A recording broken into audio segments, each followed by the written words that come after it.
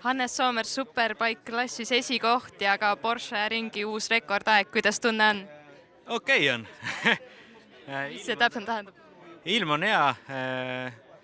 Tempo oli täpselt nii okei oligi. Ma lootsin, et ma suudan sõita veits kiiremini, kuna me oleme kevadistes trennides juba natuke kiiremini sõitnud, kui me täna sõitsime, aga sellegi poolest okei. Hea oli see, et ma nii mitu ringi kiiresti sõitsin, et ei olnud üks nagu sähvatus, aga võidusõidu tempo on selline 12,5 siis, aga jahime seda maagilist 11 nüüd.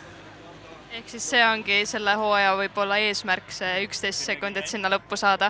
No suur eesmärk on Saksa meistritiitel võita, aga põhimõtteliselt siin kodustel võistlustel küll see 11 on siuke eesmärk, mis ma arvan on selline hea mõõdupuu, kuidas oma arengut siis näha. Suur osa pealtvaatajatest tuli täna selleks siia, et seda rekordi purustamist näha. Kui suur pinge sul peal oli?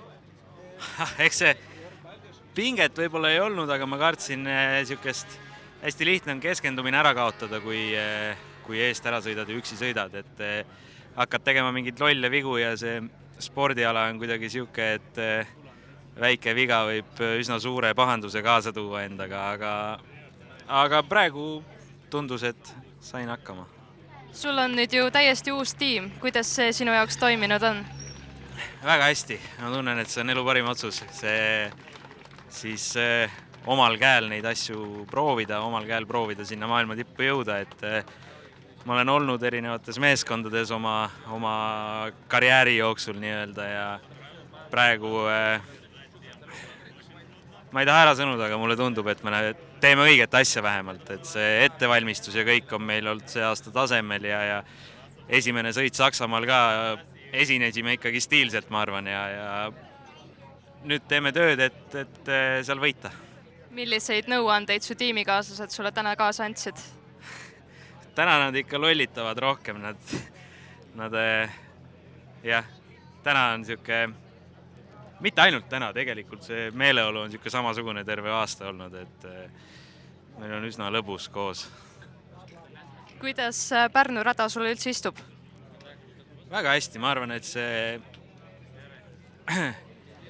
mult küsitakse hästi palju, et kuidas need maailmarajad siis on, et meil Eestis on ju ainult väike, aga see on kõige lollim asi, mida ma kuulnud olen, sest see on täiesti 100% maailma tasemel rada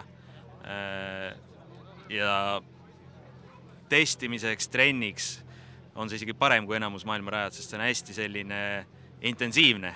Siin ei ole sirgeid, siin ei ole puhkeaega, siin on ülipalju selliseid tehnilisi kohti, kus mootorratta seadistust testida, ehk siis ma näen, et see on väga suur õnn, et mul selline võimalus siin treenida on. Seega, kuigi sa oled maailma tasemel sõitja, siis Pärnus on õppida nii mõndagi? Ja, kindlasti. Aga aitäh, edu sulle! Aitäh!